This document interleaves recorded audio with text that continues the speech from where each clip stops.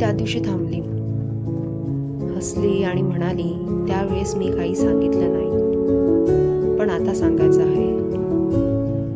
आम्ही दोघं ऑफिसच्या गच्चीवर बसलो होतो. ती हळूच म्हणाली की त्या दिवसात मी खूप काही ओळखलं होतं तुझ्या नजरेतून, पण मन मात्र तयार नव्हतं. मी गप्प होतो, मन मात्र खूप भरून आलं होतं.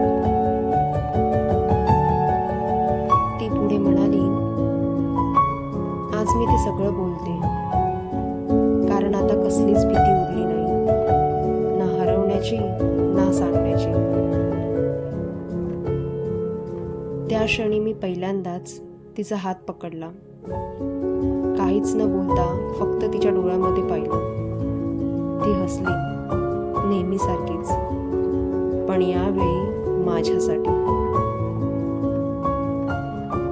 कधी कधी प्रेम लगेच होतं आणि कधी प्रेम वाट पाहतं, वर्षानुवर्ष थांबतं. फक्त एक हसणं उरतं आणि ती अजूनही हसते, पण आता ती माझ्यासाठी हसते.